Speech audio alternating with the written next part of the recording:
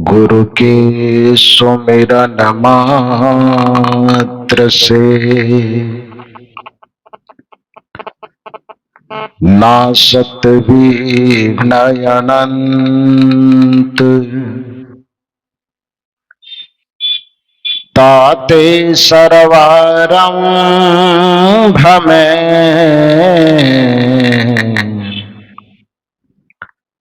ध्यावत है सब संत। हरिहर आदि का ब्रह्म है, जगत पूज्य जो को सद्गुरु की पूजा किए, सबकी पूजा हो, सबकी पूजा हो।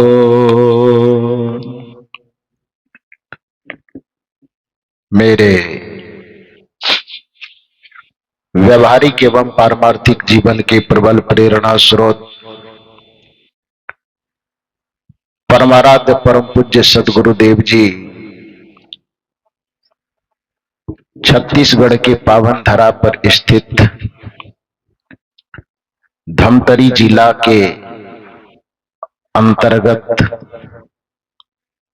ग्राम जोरा तराई में सद्गुरु कबीर देव की विवेक धारा से अनुप्राणित त्रिदिवसीय सत्संग समारोह के दूसरे दिन के प्रथम सत्र में मंच पर विराजमान जिनके सुमधुर भजनोपदेश हम लोग सुन रहे थे, सद्गुरु कबीर आश्रम परसठी से पधारे हुए परम पूज्य संत श्री हरेंद्र साहब जी एवं विभिन्न आश्रमों से पधारे हुए परम पूज्य संत गुरुजन एवं हमारी समस्त साध्वी बहनें, इस परिवर्तक स्थल पर विराजमान अध्यात्म प्रेमी सज्जनों तथा देवियों, अभी हम लोग पूज्य श्री हरेंद्र साहब जी से बड़े सुमधुर भजन सुन रहे थे, जिसके पूरे शब्दों को तो मैं समझ नहीं पाया, लेकिन कुछ कुछ शब्दों के आधार पर संपूर्ण भजन का भाव जरूर समझ में आया,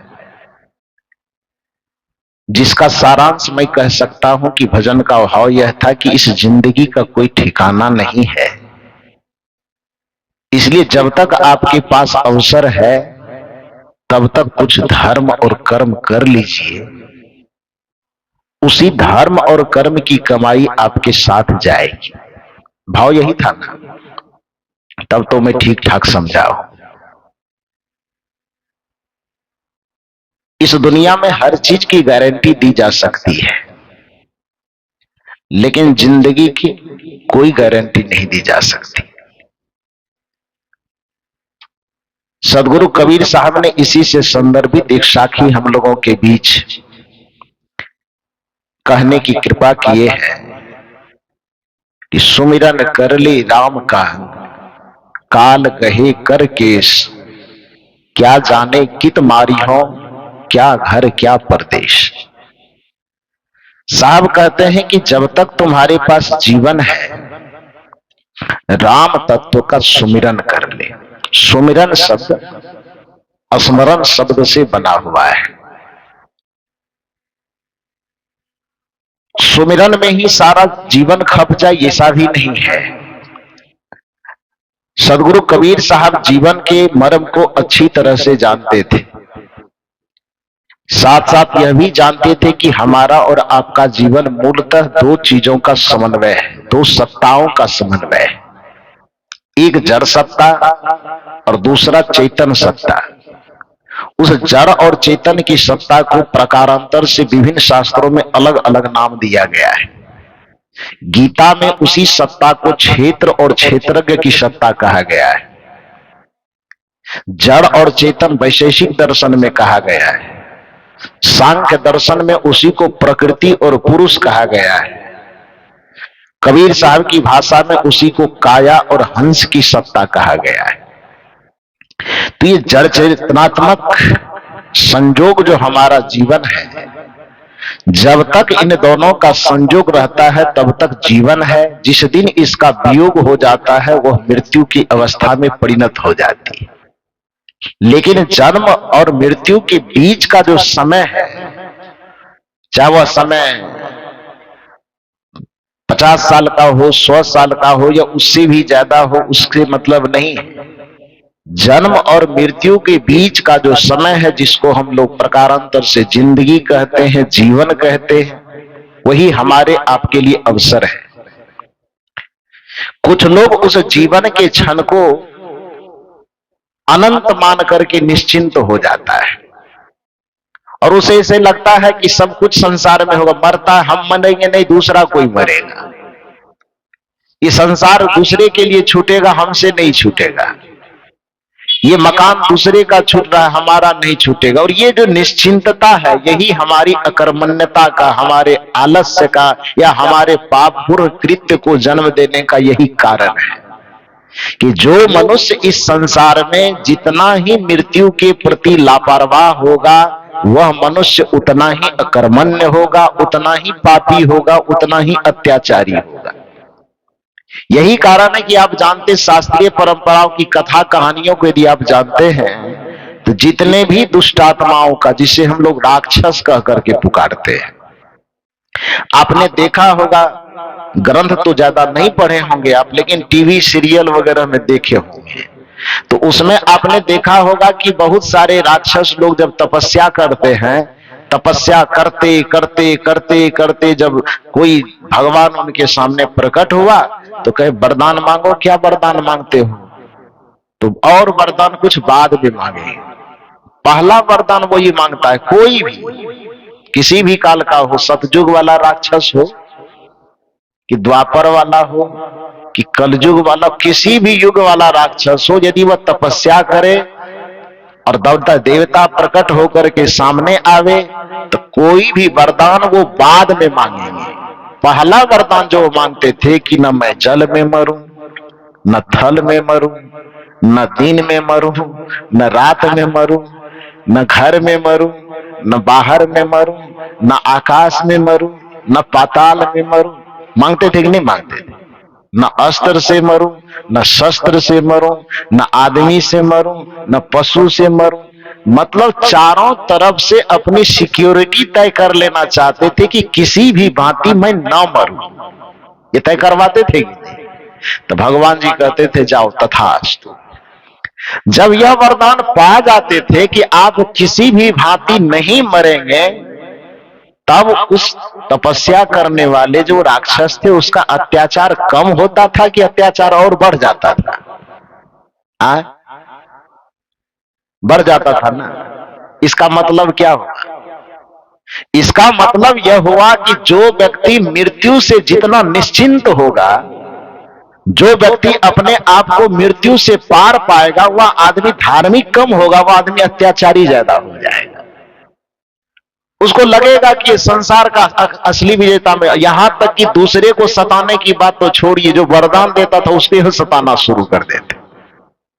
अब ये भस्मासुर का नाम तो सुने होंगे, सुने हैं ना? शंकर जी की तपस्या कर रहे हैं और शंकर जी सामने आते हैं तो वरदान में ले लेते हैं। पहले तो नहीं मरूं ये वाला पूरा सिक्योर कर लेते हैं, उसके बाद दूसरा वरदान मांगते हैं जिसके माथे पे मैं हाथ रखूं वो जल करके क्या हो जाए? भस्म हो जाए। जब ये पहला वरदान में तो है कि मैं मरूं नहीं किसी से, और दूसरा वरदान में है कि जिसके माथे पे हाथ रखूं वो जल करके भस्म हो जाए। जब ये वरदान भी मिल गया तब मन में आया कि ये आदमी जिंदा रहेगा तो दूसरे को भी ये वरदान दे देगा तो बड़ा मुश्किल हो जाएगा। ये वरदान खाली हम ही को मिला है, तो ये वरदान केवल मुझ तक ही सीमित रहे, इसलिए पहले देवता को ही खत्म करते हैं। और उनके माथे पर हाथ रखने के लिए दौड़े। वो तो शंकर जी थोड़े बहुत टैलेंटेड आदमी थे, होशियार, जो अपनी होशियारी से अपने वरदान से बच पाए। नहीं तो उनका ही दिया हुआ वरदान उसको जला करके खाक कर देता। करता कि नहीं करता? तो ये जो किसी के भी मन में अत्याचार की सीमा पार कर जाती है, क्रूरता की सीमा पार कर जाती है, कब? जब उसके मन में यह बैठ जाता है कि अब हम किसी भी तरह से मरने वाले नहीं हैं। यह सत्संग सदगुरु कबीर, भगवान बुद्ध, दुनिया के जितने भी आध्यात्मिक चेतना संपन्न महापुरुष वे सबकी पहली चेष्टा यह रही कि आपको यह एहसास करवाया जाए कि आप अमर होकर के नहीं आए हो, आपका मरना तय है। इसलिए संसार में अनाचार मत करो, बेईमानी मत करो, शैतानी मत करो, किसी का शोषण दमन मत करो, उत्पीड़न मत करो, क्योंकि कुछ भी करके जमा करोगे तुम्हारा रहेगा कहां? आया है सो जाएगा, राजा रंक फकीर, एक सिंहासन चढ़े चले, एक बंधे जंजीर। ये बोध करवाना संत का उद्देश्य है। यह बोध करवाना कि आप कितना भी अनाचार, कदाचार, दुराचार करके संसार को जमा करने की कोशिश करो, अंततः वह छूटेगा। कबीर साहब की भाषा में, यह तन कांचा कुंभ है, लिए फिरे थे साथ। साहब की शब्दावली देखिए, टपका लागा, टपका मन एक बार जरा सा ठोकर लगा। यह तन कांचा कुंभ है, पूरा जीवन ही कच्चे घड़े के समान है, लिए फिरे थे साथ, टपका लागा फुट गया, कछु नहीं आया हाथ। जरा सा ठोकर लगी, बात खत्म हो गई। अभी देखो, अभी लगभग 1 घंटा पहले की खबर आई है, महाराष्ट्र के उप मुख्यमंत्री अजित पवार जी, हजारों लोगों की लाइन लगी हुई थी, नीचा से जय जयकार जिंदाबाद हो रहा था। हेलीकॉप्टर हेलीपैड पे उतरने वाला था, उतरते तो गर्दन में 1000 माला लटकता। थोड़ी दूर हेलीपैड पर गाड़ी हवा हेलीकॉप्टर उतरने वाली थी कि विस्फोट कर गई। 6 आदमी सवार था, 6 आदमी दुनिया से विदा हो गई। पूरी जहाज जल करके धू धू करके राख हो गई। हजारों आदमी हाथ में फूल का माला लिए खड़े, किस चीज के लिए? स्वागत के लिए, सम्मान के लिए। शायद कुछ सेकंड पहले वो हेलीकॉप्टर से सर नीचे करके देखे होंगे तो हजारों लोगों की कतार को देख के उसका मन बड़ा प्रसन्न हुआ होगा। लेकिन 1 सेकंड के अंदर विस्फोट हुई होगी और सब लीला समाप्त हो गई। जो माला उनके स्वागत के लिए लाई गई थी, उस माला का क्या उपयोग होगा? अब उसके कफन पर, उनकी अर्थी पर वही माला दी जाएगी। जिंदगी की सच्चाई है, किसी एक आदमी के साथ ऐसी नहीं होगी। दुनिया के जितने मनुष्य आप भोजन कर रहे हैं, भोजन का ग्रास जो मुंह में चबा रहे हैं, वह पेट तक पहुंच पाएगा कि नहीं पहुंच पाएगा, इसकी भी कोई गारंटी नहीं है। आंख के पलक जो आप झपक रहे हैं तो ऊपर का उठा हुआ पलक नीचे गिरा पाएंगे कि नहीं गिरा पाएंगे, इसकी भी कोई गारंटी नहीं है। सांस जो ले रहे हैं, ऊपर की खींची हुई सांस बाहर निकाल पाओगे कि नहीं, अथवा बाहर की सांस भीतर जा पाएगी कि नहीं, इसकी भी कोई गारंटी नहीं है। चलते हुए कदम से एक कदम जो आपने उठाया है तो पीछे वाला कदम आगे बढ़ पाएगा कि नहीं, कि आगे वाला कदम पीछे हो पाएगा कि नहीं, इसकी भी कोई गारंटी नहीं है। तो जहां जीवन की इतनी क्षणभंगुरता है, उसमें फिर अनाचार क्यों, दुराचार क्यों, कदाचार क्यों, व्यभिचार क्यों, पापाचार क्यों? इसकी आवश्यकता क्या है? जितना जिनका आपका जीवन है, उस जीवन को तो आप न्यायपूर्वक भी बेहतरीन तरीका से जी सकते हैं। खुद भी हंसते हुए, दूसरे को हंसाते हुए भी। 60 साल 50 साल कोई जिंदगी है? दिन पे गिनती कीजिएगा तो कितना हो। मैं तो कहा करता हूं कि एक मनुष्य यदि जन्म से लेकर के अपने जीवन को 100 वर्ष तक गिनती कर ले, हालांकि 100 वर्ष तक जीता नहीं है कोई, 60-70 औसतन आयु माना गया है। बहुत से बहुत 80-85 तक बढ़िया से लोग जी पाता है। मान लो कि 100 वर्ष ही जिए, फिर भी कितना जीवन है आपके हमारे पास? 100 वर्ष का मतलब हुआ यदि एक वर्ष में 365 दिन के आसपास मानते हैं आप, तो 100 वर्ष में 365 गुना 100 कीजिए, कितना हुआ? 36,500 दिन। यदि 100 वर्ष जी गए तब, 100 वर्ष नहीं जिए, यदि 50-60 जिए तब क्या होगा? तब तो और बहुत घट जाएगा। उस 100 वर्ष भी आपकी जिंदगी को मान ले तो 36,500 दिन आप जीते हैं, और उसमें आधा दिन और रात का बंटवारा कर दें 50-50%, तो 18,250 दिन आप जीते हैं। कितना दिन? 36,500 को बंटवारा करेंगे ना, क्योंकि 24 घंटा का दिन रात होता है ना, तो आधा रात को कबीर साहब कहे, रात गवाया सोए के दिवस गवाया खाए, हीरा जन्म यमोल था, कौड़ी बदले जाए। रात और दिन मिलाकर के ना 24 घंटा होता है। यदि आपके पूरे जीवन को 100 वर्ष मानने पर 36,500 दिन यदि आप जीते हैं, और उसको आधा 50% छांट दीजिए रात्रि में, जो आपका सोने में चला जाता है, तो आपके पास समय कितना है? 100 वर्ष यदि जीते हैं तो मात्र आपके पास जो कर्म करने का समय है वह मात्र 18,250 दिन का समय है। इतने दिन में जीने के लिए किसी का गला काटना जरूरी है? इतना दिन जीने के लिए दारू पीना जरूरी है?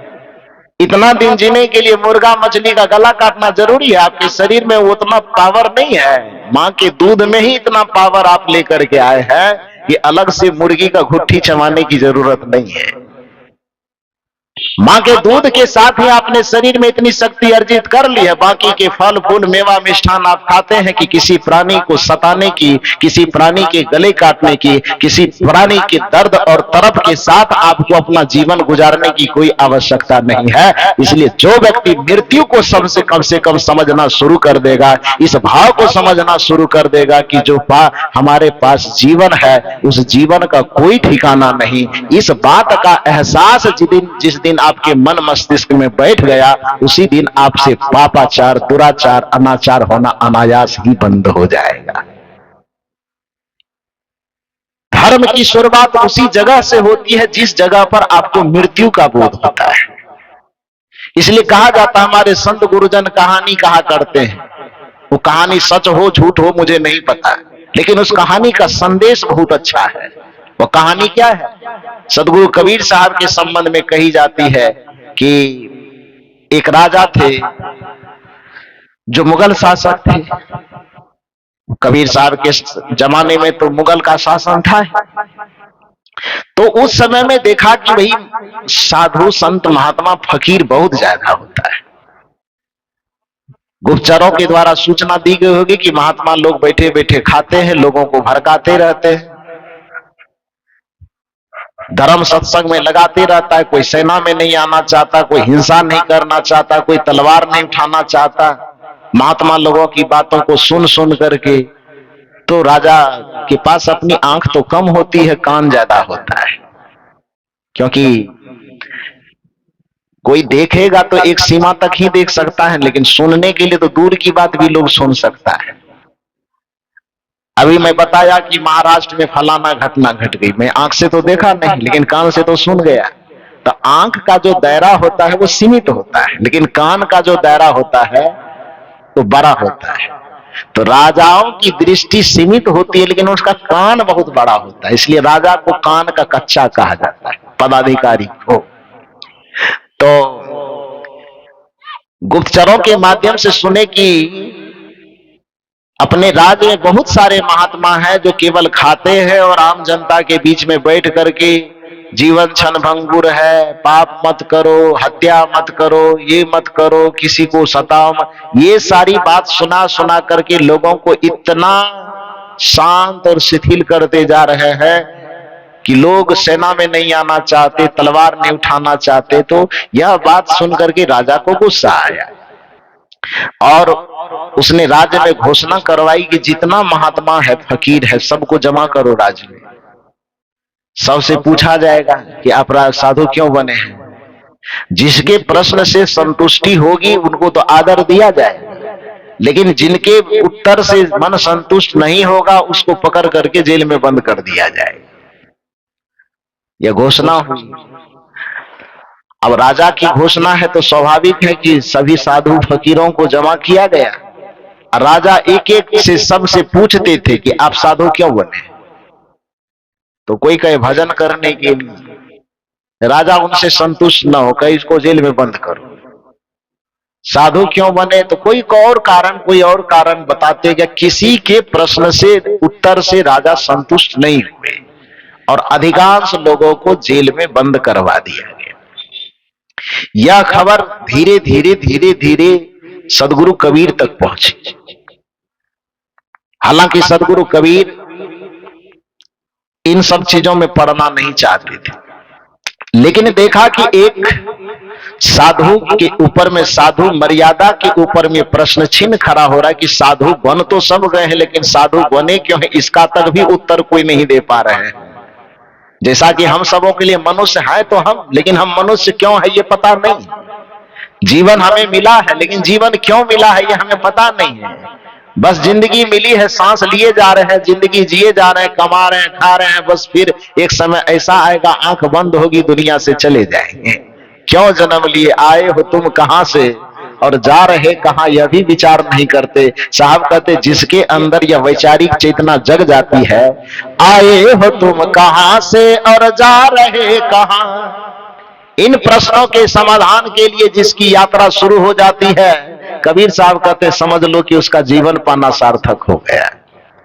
आए हो तुम कहां से और जा रहे कहां, इतना तो दिल विचार लो बस हो गया भजन, आदत बुरी सुधार लो बस हो गया भजन, मन की तरंग मार लो, मन की तरंग मार लो बस हो गया भजन, आदत बुरी सुधार लो बस हो गया भजन। आए हो तुम कहां से यह भी पता नहीं, अब जा रहे कहां यह भी पता नहीं, जिंदगी मिली है जी क्यों रहे हैं यह भी पता नहीं। ऐसे ही साधु मर्यादा में, साधु के वेश में रहने वाले भी अधिकांश लोगों को यह पता नहीं कि हम साधु क्यों हुए। साधु बनता है मठ के लिए मरता है, साधु बनता है महंती के लिए मरता है, साधु बनता है गुरुवाई के लिए मरता है। अरे गुरुवाई के लिए, पद के लिए, प्रतिष्ठा के लिए ही मरना था तो पद प्रतिष्ठा कमाने के बहुत सारे रास्ते थे, साधु क्यों बन गए। जमीन जोतने के लिए, जमीन का जोतदार होने के लिए, कुर्सी का मालिक होने के लिए ही यदि साधु बनना था तो उसके बहुत सारे रास्ते थे। उन रास्तों पर चल करके पद प्रतिष्ठा, कुर्सी, मर्यादा, मान सम्मान अर्जित किया जा सकता था। उसके लिए ये कपड़ा पहनना तो कोई जरूरी नहीं था। साधु व्यक्ति केवल इसलिए बनता है कि वो अपने अहंग को मिटा सके। साधु इस संसार में कोई व्यक्ति इसलिए बनता है क्योंकि अपने हृदय में करुणा को पैदा कर सके। साधु सिर्फ वो इसलिए बन सकता है क्योंकि अपना अहंग मिटा करके उस पर अपनों के लिए कल्याण की कामना पाल सके। यहां तक कि पूरी धरती को अपने एक परिवार को कोई व्यक्ति इसलिए छोड़ता है क्योंकि पूरे धरती को वह अपना परिवार समझ सके। एक माता पिता के आंचल को व्यक्ति इसलिए छोड़ता है क्योंकि वह धरती की तमाम माताओं के आंचल को अपनी मां का आंचल समझे। एक पिता के संरक्षण को व्यक्ति इसलिए छोड़ता है ताकि धरती के तमाम व्यक्ति को अपने पिता और अपना संरक्षक समझ करके सबके उद्धार, सबके कल्याण, सबके सेवा और सबके सम्मान की बात प्रशस्त कर सके। इसलिए कोई व्यक्ति साधु बनता है। एक लक्ष्य यह भी है, अपना कल्याण तो लक्ष्य है ही, लेकिन केवल साधु का एक पक्षीय लक्ष्य नहीं होता है, साधु का दो पक्षीय लक्ष्य होता है, जिसको संस्कृत साहित्य में कहा जाता है कि आत्म कल्याणार्थ जगत हिताय च। अपने कल्याण के साथ साथ जगत के हित की कामना जिसके हृदय में आ जाए उस व्यक्ति को साधु बनना चाहिए। अपने कल्याण के साथ साथ सुंदर सभ्य समाज के निर्माण की भावना जिसके हृदय में पनप जाए उसको साधु बनना चाहिए। लेकिन अधिकांश साधुओं की यह दुर्दशा है कि कपड़ा साधु का जरूर होता है, लेकिन उसके मन में भी वही धन, वही पद, वही प्रतिष्ठा, वही कुर्सी, वही चौकी, वही गुरवाई, वही महंती की लालसा मन में इतना घर की हुई रहती है कि उसका साधु वेश धारण करना उसके लिए और बोझ बन जाता है।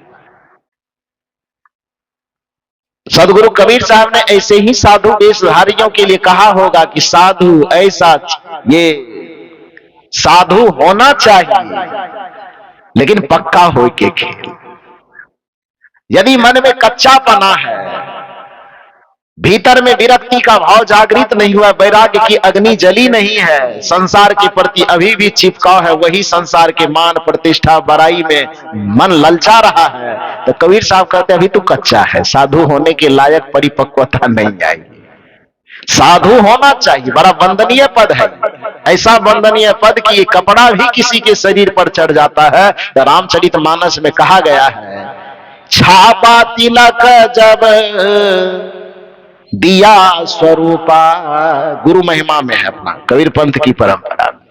छापा तिलक जब दिया स्वरूपा, वाको बंदे राजा भूपा। बड़े बड़े भूपति भी उसकी वंदना करते हैं, इस वेश की इतनी मर्यादा है। तो कहने का ये मतलब है कि कबीर साहब कहते हैं साधु होना चाहिए, अच्छी बात है ये, लेकिन ध्यान रहे पक्का हो के खेल। यदि पक्का हो के नहीं मैदान में उतरे तब क्या होगा?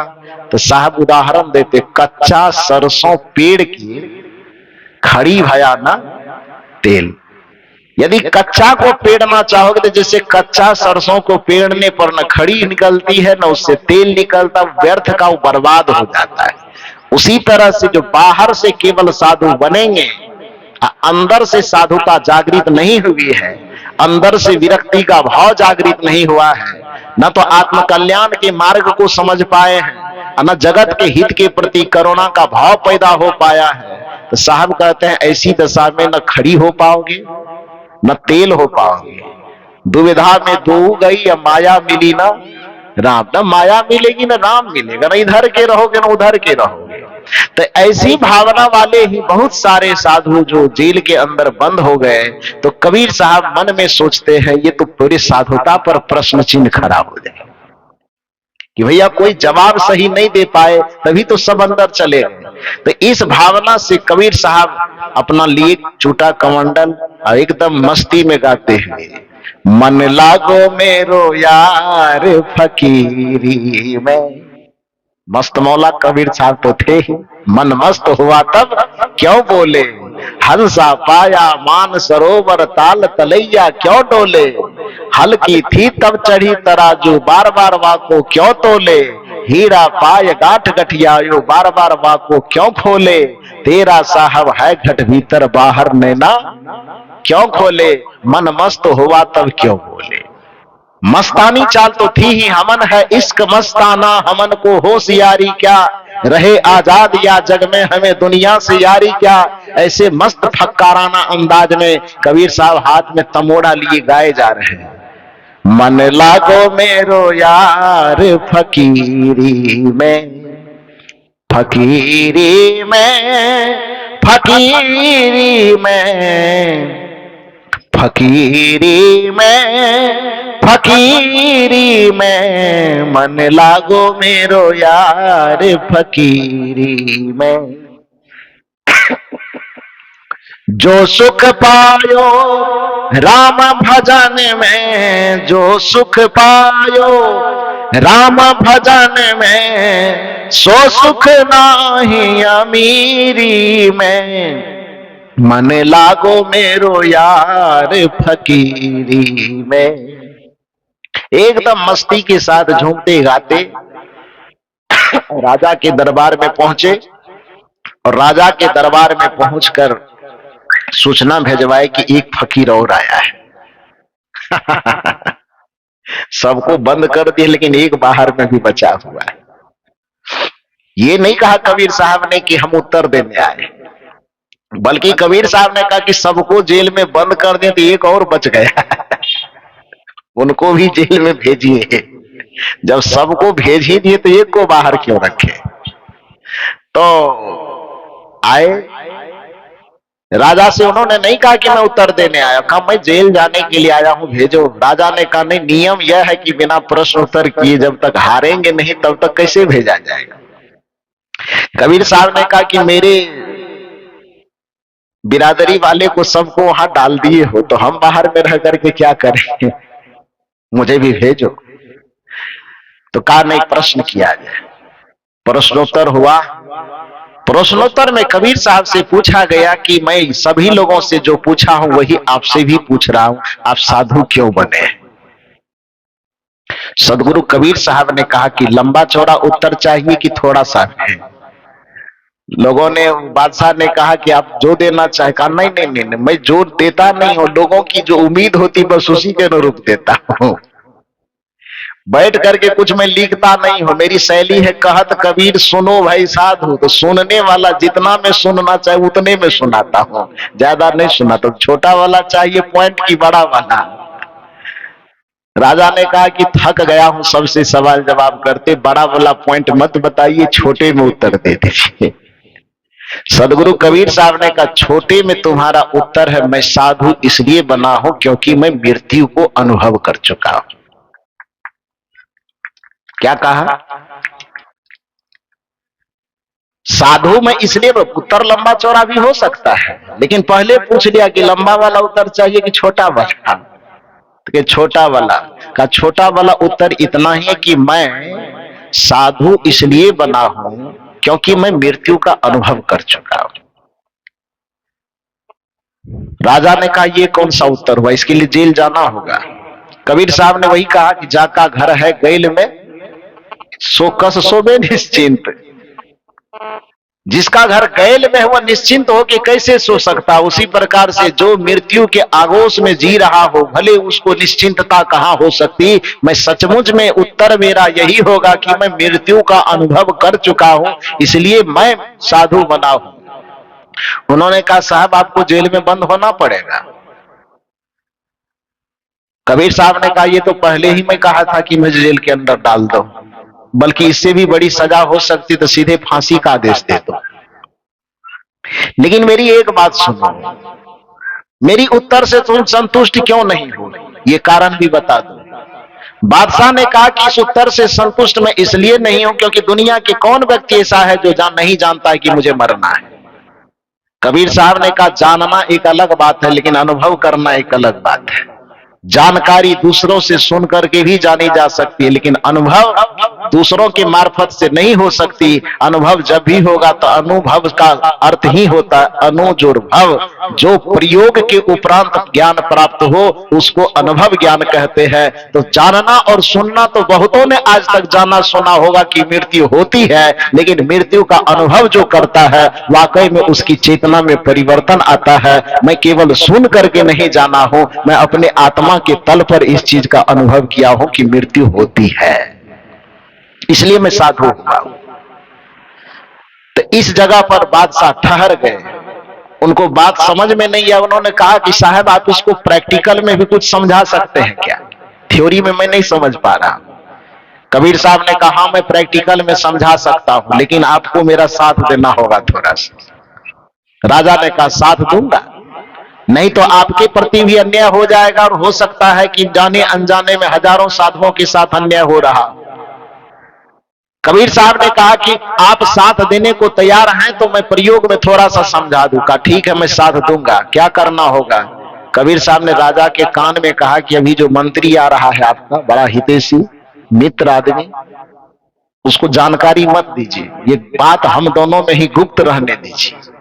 बिना कोई गलती के, बिना कोई वजह के आप घोषणा कर दीजिए कि कल उस मंत्री को फांसी होने वाली है। ये जानकारी हम दोनों के अलावा किसी को फांसी देना नहीं है, लेकिन बस डायरेक्ट घोषणा कर दीजिए सभा में कि कल इस मंत्री को फांसी होने वाली है। देखिए अभी कैसे खिलखिला रहा है, मंत्री आ रहा है आपके पास एकदम सीना ताने मुस्कुराते हुए, और बस वो बैठे बिना किसी को कोई जानकारी दिए आप सभा में घोषणा कीजिए कि 5 दिन के अंदर उस सेनापति को फांसी की सजा दे दी जाएगी। कारण पूछने के बाद भी मत बताइए कि क्यों फांसी देंगे, बस ऐसे मन हो गया दे देंगे। घोषणा कीजिए। सेनापति एकदम सीना ताने आ रहा था, मस्तानी चाल में आया, कुर्सी पे एकदम बैठा शेर की तरह सीना तान करके। अब बैठा, सभा लगी, कुछ बहस इधर कुछ उधर, कुछ नहीं। राजा बस टपटते हुए कहता, सिपाही इसको कैद करो, सेनापति को। सेनापति अवाक है, क्यों कैद किया जा रहा है? राजा ने कहा, मेरी मर्जी, कैद हो जाओ, कल 5 दिन के अंदर तुमको फांसी पर लटकाया जाएगा। अब पूछ रहा है बेचारा कि क्यों लटकाएंगे, कुछ क्यों वगैरह नहीं, क्या क्यों कौन कैसे कब कुछ मत सवाल करो, बस लटकाना है तो लटकाना है। और लेकर के उसके जाया गया। उसको कहा कि बस 5 दिन तक, 5वां दिन तुमको फांसी होगी, 5 दिन तक तुमको मोहलत दी जाती है, जाओ अपने घर में, जो रंगरेलिया मना हो, जो खाना हो, जो पहनना हो, जैसे जीना हो, 5 दिन की आजादी दी जाती है। चारों तरफ में सेनापति लगी रहेंगे तीर तलवार ताने हुए, बस तुम आजादी के साथ जो चखना चाहते हो, जो देखना चाहते हो, जो खाना चाहते हो, जो भोगना चाहते हो, सारे विषय भोगों का भोग भोग लो 5 दिन के अंदर, 5वां दिन तुमको फांसी पर लटकाया जाएगा। यह कह करके 5 दिन के खातिर उसको घर भेज दिया जाता है। और जैसे ही वह घर गया, अब बताइए कि उसको खाना में क्या पसंद आएगा? बिरयानी की पनीर क्या पसंद आएगा? ये आलू का गुंडा, क्या क्या पसंद आएगा खाने में उनको? बताओ आप ही लोग। 5 दिन के खातिर जैसे उनको घर भेजा गया, चाहे उसके सामने में 56 प्रकार के भोग दिए जाए तो भी उनको अच्छा लगेगा? सोने के लिए बढ़िया 50 लाख का पलंग दे, उस पे तशक तकिया गद्दा बढ़िया से दे, नींद आएगी? बैठने के लिए राजा का सिंहासन दिया जाए, मन खुश हो जाएगा? इंद्रासन का ऑफर, प्रधानमंत्री मुख्यमंत्री की तो बात छोड़ दीजिए, डायरेक्ट इंद्रासन का ऑफर मिले कि 5वां दिन के अंदर, 5 दिन के अंदर आपको इंद्रासन का इंद्र बना दिया जाए, स्वर्ग का राजा, मन प्रसन्न हो जाएगा? कोई भी बात उनके मन में तो न आकर्षण पैदा कर रहा है, न प्रसन्नता पैदा करे, न खाने में कुछ अच्छा लग रहा है, पत्नी अच्छी नहीं लग रही, बच्चे अच्छे नहीं लग रहे, घर मकान अच्छा नहीं लग रहा, किसी तरह से करवट बदलते बदलते भूखे प्यासे 5 दिन गुजर गया। 5वां दिन के सवेरे जैसे होने वाला 6ठा दिन का सवेरा, यहां से सेनापति और बहुत सारे भेजे गए। फिर उनको कैद करके राजा के सामने उपस्थित किया गया। राजा के सामने आया तो देखा कि जो सिपाही 5 दिन पहले सीना ताने शेर की तरह दहाड़ते खिलखिलाते मुस्कुराते आ रहा था, 5 आदमी के सहारे किसी तरह खड़ा हो पा रहा है। शरीर की स्थिति ऐसी हो गई कि पेट और पीठ में अंतर नहीं बच गया है। छाती की एक एक हड्डी को उंगली से टच करके गिना जा सकता है, 1 2 4 5 जो भी हो, जितना भी हो सकता है गिना जा सकता है। उस स्थिति में 5 आदमी सहारे देकर के हाथ पकड़ के किसी तरह से खड़ा कर रहा है। राजा को भी समझ में नहीं आ रहा है कि वो वही सेनापति है कि किसी दूसरे को पकड़ के ले आया है। नजदीक से देखा तो सेनापति वही था, उसके शरीर का राचा ढांचा बदल चुका था। सभी लोगों से कहा कि छोड़ दो इसको, अब कुछ कहने की जरूरत नहीं, वही सिंहासन पर बैठा हो। बैठाया गया। उन्होंने कहा, सेनापति ये बताओ तुम्हारी ये हालत कैसे हो गई? 5 दिन की तो बड़ी आजादी दी गई थी, जो खा सकते हो, जो पहन सकते हो, जो देख सकते हो, जो चख सकते हो, जो भोग सकते हो, सारे चीज भोगने की आजादी दी गई थी, फिर ये दुर्दशा कैसे हो गई?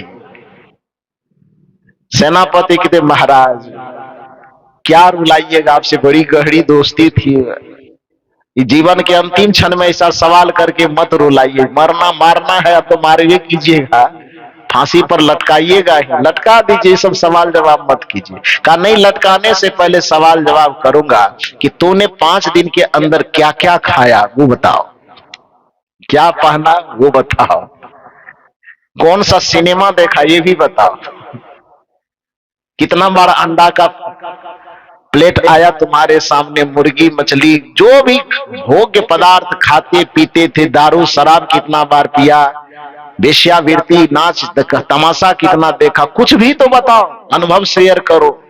उसने कहा, महाराज क्या बात करते, जितने भी अच्छे अच्छे व्यंजन सामने में आते थे, उस व्यंजनों से जो सुगंधी की भाप आती थी, तो उस भाप से यही लगता था कि मृत्यु संदेशा भेज रही है। जब मुलायम गद्दे पर सुलाए जाते थे तो लगता था बस चिता की आखिरी लेट यही है, यही पर आज चिता पर लेटाया जा रहा है, कब आग लगा दे कहना मुश्किल है। पत्नी जब सामने से आती थी कि किसी तरह से मान जाए, खुश हो जाए, अपने नए नए वस्त्र आभूषण को धारण करके तो सामने से आती देखते थे तो लगता था कि काल का ही ये दूसरा रूप है। पत्नी में ही काल नजर आती थी, बच्चों में काल नजर, भोजन में ही मृत्यु की सुगंध आती थी।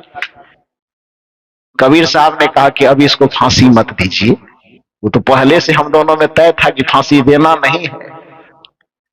बस केवल ये समझने और समझाने की जरूरत है। मैं केवल इतना कहना चाहता था कि जो 5 दिन पहले तक संसार को अपना मुट्ठी में समझता था, मोछ तानते सीना को ताने चलता था, दुनिया को अपना जागीर समझता था, दुनिया के लोगों को अपने पैर के नीचे समझता था, केवल इस व्यक्ति को 5 दिन के बाद की मृत्यु की सूचना मिली कि 5वें दिन के बाद आपकी मृत्यु निश्चित है। इसको देखने की लालसा बची रही कि खत्म हो गई? खाने की लालसा मन के अंदर बची रह गई कि खत्म हो गई? देखने, चखने, भोगने, सुनने की लालसा मन के अंदर बची रही कि खत्म हो गई? खत्म हुई कि बची रही?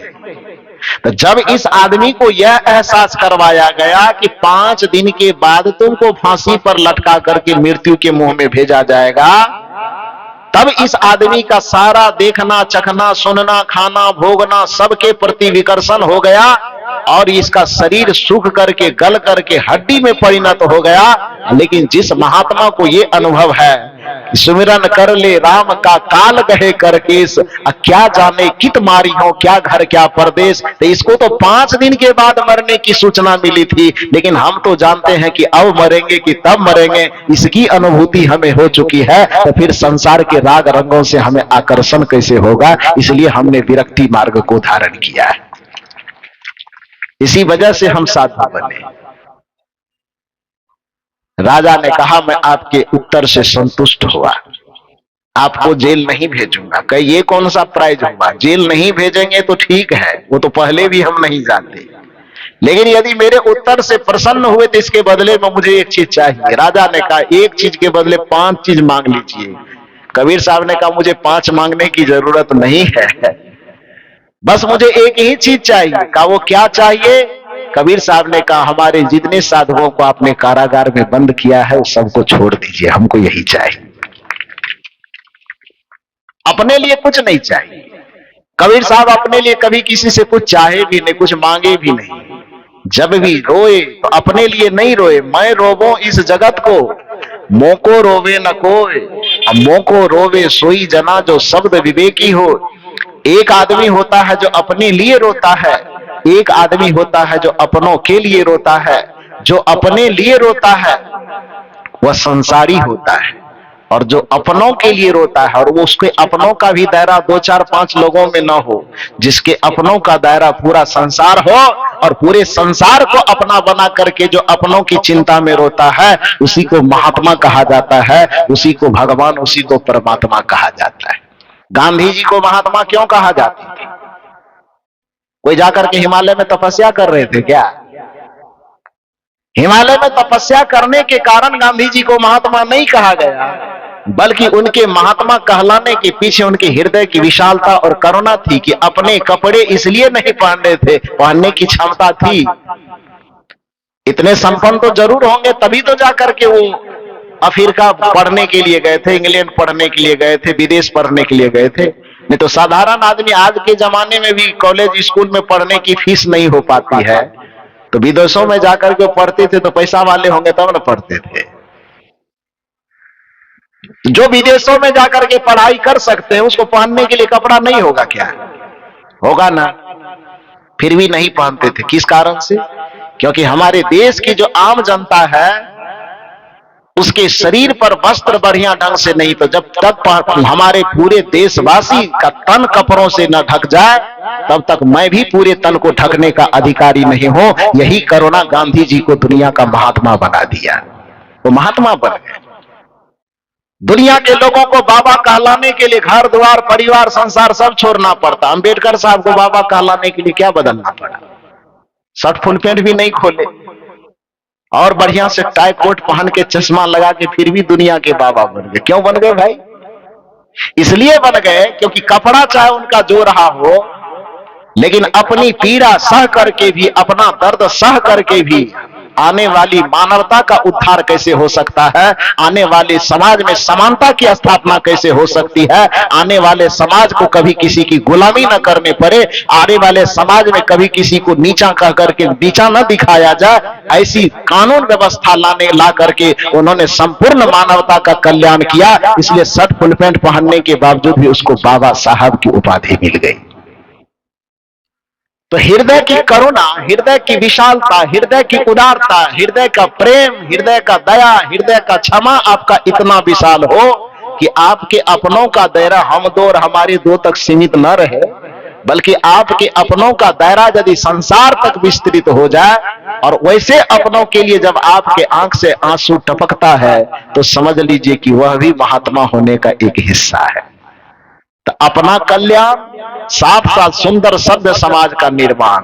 कबीर साहब इसलिए नहीं रोते थे कि उनको खाने की कमी थी, कबीर साहब इसलिए भी नहीं रोते थे कि उनको वस्त्र पहनने की कमी थी, कबीर साहब इसलिए भी नहीं रोते थे कि हमको संसार में हमारे जीने के लिए कोई सुविधा नहीं है, बल्कि कबीर साहब इसलिए रोते थे कि अपना तो उस परम सुख की शिखर पर बैठे हुए हैं, लेकिन जो जिसे वो अपना समझ रहे थे, उन लोगों के बीच में बड़ी परेशानी, बड़ी उलझन, बड़ी पीड़ा थी। सब दुख में, संकट में, पीड़ा में फंसे थे, और ऐसे फंसे थे जो कबीर साहब को कहना पड़ गया, चलती चक्की देख के दिया कबीरा रो, दो पाटन के बीच में साबुत बचा न को। इस संसार में किसी को भी सुख से मुस्कुराते हुए कबीर साहब ने नहीं देखा, सबको पीड़ा में, परेशानी में, दुख में, उलझन में पिसते हुए देखा, सबको मृत्यु के मुख में एकदम पिसाते पिसाते, रगड़ाते रगड़ाते जाते देखा।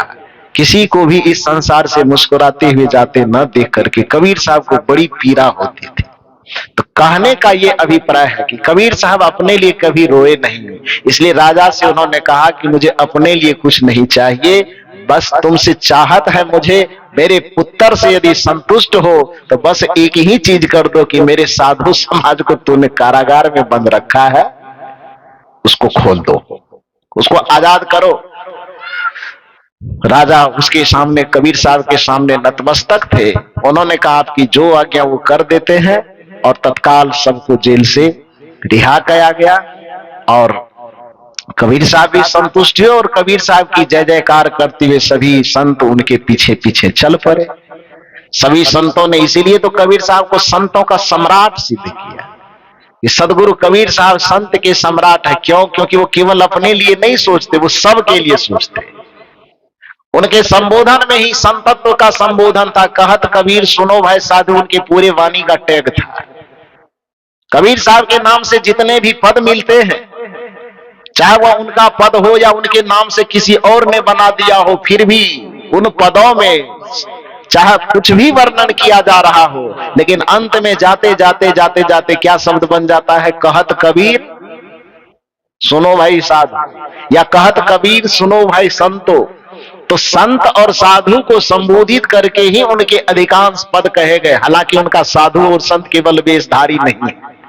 कबीर साहब की दृष्टि में साधु संत का मतलब जो सज्जनता से परिपूर्ण हो, उसको उन्होंने साधु कहा है। जो ईमानदारी से परिपूर्ण, जो नैतिकता से परिपूर्ण हो, जो धर्म का आचरण करता हो, जो अपने साथ साथ दूसरे की सुख की हिफाजत करता हो, जिसके अंदर परोपकार की भावना हो, जिसके अंदर दया, क्षमा, सत्यशील सद्गुणों का समावेश हो, ऐसे व्यक्तित्व को कबीर साहब ने साधु कहा।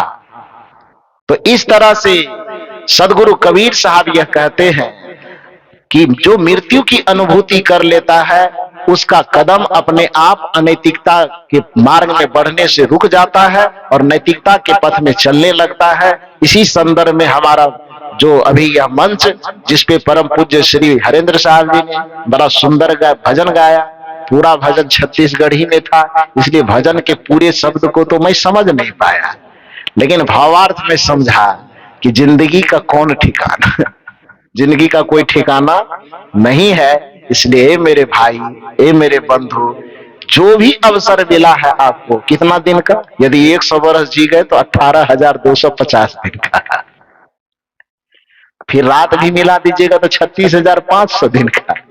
लेकिन रात तो सोने में बीत जाता है, तो इसलिए उसकी गिनती मत करो।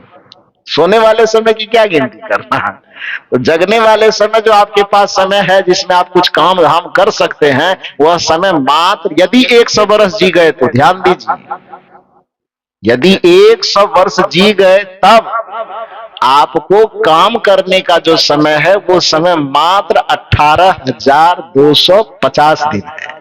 ठीक है, इतना दिन में ही आपको काम करना है, दोनों काम। चूंकि मैंने कहा आपके जीवन दो चीज का समन्वय है, जड़ और चेतन। कबीर साहब की भाषा में कहें तो शरीर और आत्मा। इस शरीर आत्मा का जब समन्वय है तो दोनों को बैलेंस बना के चलना होगा ना। शरीर के लिए भी जीना होगा और आत्मा के लिए भी जीना होगा। दुर्भाग्य है आज शरीर से संबंधित व्यवहार के तो लोग जी लेता है, लेकिन आत्मा के लिए नहीं जीता है। कबीर साहब कहते हैं जिंदगी का अधूरापन है, और अधूरी जिंदगी यदि आप जिए तो अधूरे परिणाम भी आपको मिलेंगे। पूरा जिंदगी जीना है तो पूरे जिंदगी के लिए काम करना होगा। अब मान लो कि शरीर और व्यवहार के लिए जो काम आप करते हो, तो शरीर और व्यवहार के लिए आपने सेवा किया, पद कमाया, प्रतिष्ठा कमाया, रुपया कमाया, पैसा कमाया, जमीन कमाया, जायदाद कमाया, घर मकान दुकान, सोना चांदी गहना जेवर पूरा संसार भर जमा किया, दुनिया को दिखाया कि हमने बहुत कुछ अर्जित कर लिया। ठीक है, दुनिया देख लिया, वाहवाही कर दिया, जय जयकार कर दिया, जिंदाबाद जिंदाबाद खूब नारा लगा दिया, और अचानक मृत्यु का पर्दा गिरा। जय जयकार कहां छूट गई? मृत्यु का पर्दा गिरने के साथ सोना चांदी गहना जेवर कहां गया? जय जयकार कहां गई? जिंदाबाद जिंदाबाद कहां गया? पद प्रतिष्ठा कुर्सी कहां गई? वह संसार का जोड़ा हुआ चीज संसार में ही छूट जाएगा। किसी विचारक ने बड़ा सुंदर कहा है, जहां रह रहे हो निकलना पड़ेगा। यह तय है कि नहीं है? जिस जिंदगी की संपदा को आप समझ रहे हो कि ये मेरा है, वास्तविकता यह है कि मृत्यु तुमको वह बोध करवाती है कि जिंदगी तुम्हारा नहीं, जिंदगी एक किराए का घर है। एक न एक दिन बदलना पड़ेगा। मौत जब तुमको आवाज देगी घर से बाहर निकलना पड़ेगा। जिस शरीर को आप अपना माने बैठे हो 60 साल 70 साल से, मृत्यु आपको यह बोध करवाती है ढेर मिट्टी का हर आदमी है। ये बोध आपको संसार नहीं करवाएगा, ये बोध आपको दुनिया का कोई भी विद्यालय महाविद्यालय विश्वविद्यालय नहीं करवाएगा। ये बोध केवल मृत्यु ही करवा सकती है। ढेर मिट्टी का हर आदमी है, बाद मरने पे होता वही है। ढेर मिट्टी का हर आदमी है, बाद मरने पे होता वही है। या तो तुरबत बनेगी जमी पे, मुसलमान होगा तो कब्र बनेगा, हिंदू होगा तो या चिताओं में जलना पड़ेगा। मुसलमान हो तो कब्र बनना पड़ेगा और हिंदू हो तो चिता में जलना पड़ेगा। फर्क क्या है? ढेर मिट्टी का हर आदमी है, बाद मरने पे होता वही है। या तो तुरबत बनेगी जमी पे, तुरबत का मतलब कब्र होता है। या तो तुरबत बनेगी जमी पे, या चिताओं में जलना पड़ेगा। जिंदगी ये किराए का घर है, एक न एक दिन बदलना पड़ेगा। इसलिए नियम यह कहता है कि अपने रूप जवानी पद के ऐश्वर्य में ज्यादा मातिए मत। क्यों नहीं मातिए, क्यों नहीं अभिमान कीजिए? ये जवानी है 2 दिन का सपना, ढूंढ ले कोई महबूब अपना। ये जवानी है 2 दिन का सपना, ढूंढ ले कोई महबूब अपना। ये जवानी अगर ढल गई तो हाथ मल मल के रोना पड़ेगा। ये तकब्बर ये जोशे जवानी, चंद लम्हों की है ये कहानी। ये तकब्बर ये जोशे जवानी, चंद लम्हों की है ये कहानी। ये समा शाम तक देख लेना, चढ़ते सूरज को ढलना पड़ेगा। जिंदगी ये किराए का घर है, एक न एक दिन बदलना पड़ेगा। मौत जब तुमको आवाज देगी, घर से बाहर निकलना पड़ेगा। तो जब तक मृत्यु का पटाक्षेप नहीं होता है, तब तक जो संसार शरीर आप अपना मान करके बैठे हैं, मृत्यु का पर्दा जैसे ही गिरता है, एक क्षण में आपका माना हुआ सब चीज एक ही सेकेंड में छूट जाता है। छूट नहीं जाता बल्कि क्योंकि आपसे छीन लिया जाता है। छूटना तो थोड़ा नरम शब्द हुआ, मृत्यु छुड़ाती नहीं, मृत्यु छीन लेती है। जिसको हम अपना अपना कह करके जीवन भर बिता देते हैं, मृत्यु का एक टपका, कबीर साहब की भाषा में टपका लागा फूट गया। तो एक टपका एक झटका लगता है कि मृत्यु हम छोड़ते चाहे न छोड़ते, लेकिन मृत्यु हमसे छीन लेती। इसलिए निवेदन यह है, जहां रह रहे हो निकलना पड़ेगा। ये तय है, पड़ेगा। आप निकलना चाहो कि ना निकलना चाहो, शब्द पर ध्यान दीजिए, निकलना पड़ेगा जबरदस्ती। जहां रह रहे हो निकलना पड़ेगा, नहीं चाहने पर भी चलना पड़ेगा। जिसे त्याग कर हाथ, जिसे त्याग कर हाथ मलना पड़ेगा, वहां मन फसाना महामूढ़ता है। सकल संत गुरु जन जो समझा रहे हैं, क्या समझा रहे हैं हरेंद्र साहब जी? अभी क्या समझा रहे थे भजन के माध्यम से कि जिंदगी का कोई ठिकाना नहीं है। इसलिए मेरे भाई, आंख मूंद करके मत जियो, कुछ धर्म और कर्म की पूंजी कमा लो जो आगे तुम्हारे जीवन में काम आएगा। यही समझदारी है। सकल संत गुरु जन जो समझा रहे हैं, ये चर्चा भुलाना महामूढ़ता है। बड़े भाग्य से यह अवसर मिला है, निरर्थक बिताना महामूढ़ता है। ये क्षणभंगुर जीवन आपके हमारे हाथ में जो आया है, इस क्षणभंगुर जीवन को विषय में विलासिता में न गवावें। इस क्षणभंगुर जीवन को अनाचार कदाचार दुराचार में मत बितावें। इस क्षणभंगुर जीवन से किसी प्राणी को तरपा तरपा करके, किसी का रक्त बहा करके अपने उदर का आहार मत बनावें। इस क्षणभंगुर जीवन में आप किसी दूसरे को न सतावें, आप किसी की मुस्कुराहट को न छीनें, बल्कि इस क्षणभंगुर जीवन का सदुपयोग करना चाहते हैं तो अपने तन से, मन से, वचन से दूसरों की सेवा करें, दूसरों का सम्मान करें, और हो सके तो दूसरों के चेहरे पर मुस्कुराहट लाने की कोशिश करें। यही जीवन की सार्थकता है। ऐसा जीवन यदि आप जी लेते हैं तो फिर आपके मनुष्य होने का कुछ कुछ अर्थ पूरा होगा। धर्म और कर्म के साथ आपको जीना चाहिए। इसलिए कबीर साहब ने कहा कि 2 काम करना, क्योंकि 2 चीजों का संयोग तुम्हारा जीवन है, और दोनों जीवन के दोनों हिस्सों का यदि बैलेंस बना करके चलना चाहते हो तो 2 काम तुम्हें करना होगा। सुकृत कर ले, नाम सुमिर ले। सुकृत किसके लिए? तन से जुड़े हुए व्यवहार के लिए। नाम सुमिरन कर ले किसके लिए? तो इस शरीर का जो दूसरा हिस्सा, जीवन का जो दूसरा हिस्सा, वो क्या है? आत्मा। तो आत्मा के लिए नाम सुमिरन और शरीर के लिए शुभ कर्म। शुभ कर्म करने से आपके तन की सदुपयोगिता है, और नाम के सुमिरन चिंतन से आपके आत्मा की सार्थकता है। तन और आत्मा दोनों का काम यदि सिद्ध हो जाएगा तो कबीर साहब ने कहा, तन से काम, मन से राम, तो कहे कबीर सरे जो काम, दोनों काम बन जाएगा, फिर जीवन सफल हो जाएगा। फिर आपको यह सुनने की आवश्यकता नहीं पड़ेगी कि जीवन का कोनो न ठेकान। वैसे कैसा है? हाँ, जिंदगी का नहीं नहीं है गा ठिकाना।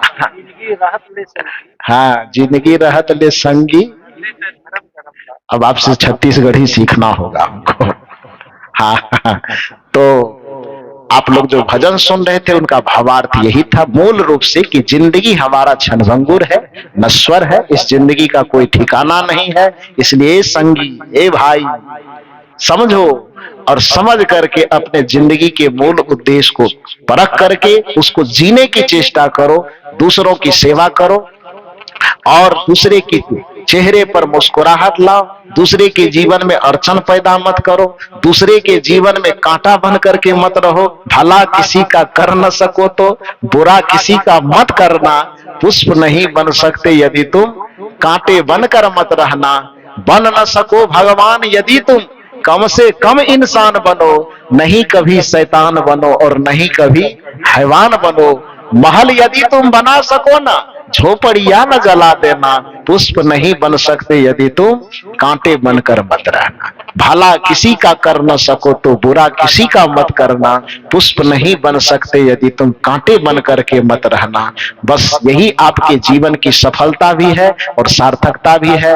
बाकी आपके भजन का आधा अंश मैंने आपको सुनाया कि जिंदगी का कोनो नहीं ठिकाना। बाकी धर्म कर्म क्या करना है, ये धर्म कर्म के बारे में अगले सत्र में आपको सुनाऊंगा। तब तक में आप लोग इतनी धूप में, इतनी गर्मी में बैठ करके भी मेरे विचारों को इतना शांत चित्त और एकाग्र होकर के सुने, इसके लिए आप सबों को बहुत बहुत साधुवाद।